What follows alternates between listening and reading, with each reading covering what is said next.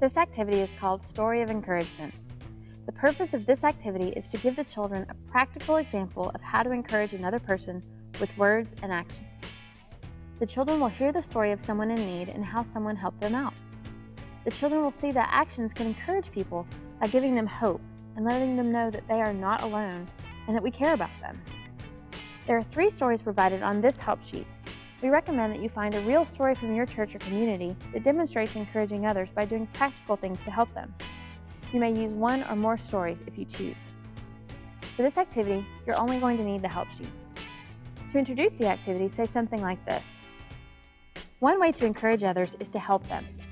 Helping people encourages them by giving them hope and letting them know that we care about them.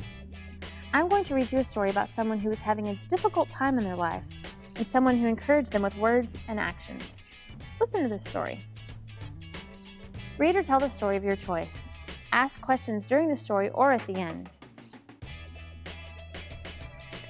Forrest Reese was 6 years old when his dad, Bill Reese, was diagnosed with cancer.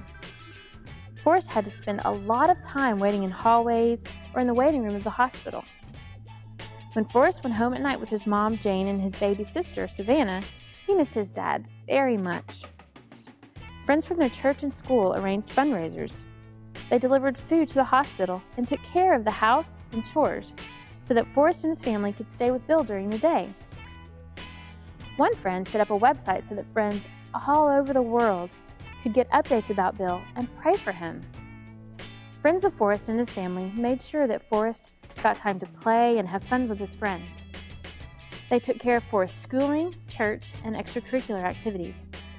They brought games and activities for Forrest and set up a PlayStation and a computer in Bill's hospital room so that Forrest could play games and watch movies with his dad. So that Forrest and his family could go home and get some sleep, Bill's friends signed up to stay with him at night.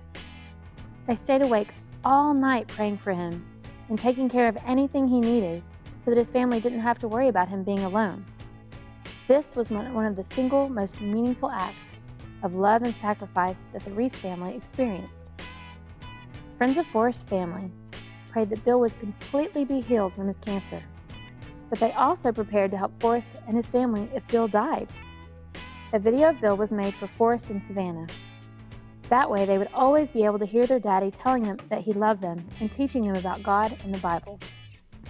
Bill died on May 29, 2006, but friends continue to pray for Jane, Forrest, and Savannah every day and do encouraging things for them. They are encouraging to Forrest and his family because they show Forrest and his family that they are loved. Loved by their friends and loved by God. During the activity, say the following. Why was the person in the story discouraged? That's right, because he was sick. Very good. What did the other people do to encourage them? Good, they brought him some games, made sure that he had some time to play. Very good. Why was that encouraging? Good job. After the activity, say something like this. When you are discouraged, would you rather someone just said something encouraging to you, or would you rather that they say something and do something to help you out? When we do something to help someone, it is encouraging because it shows that person that we love them. 1 John 3:18 says, Dear children, let's not merely say that we love each other. Let us show the truth by our actions.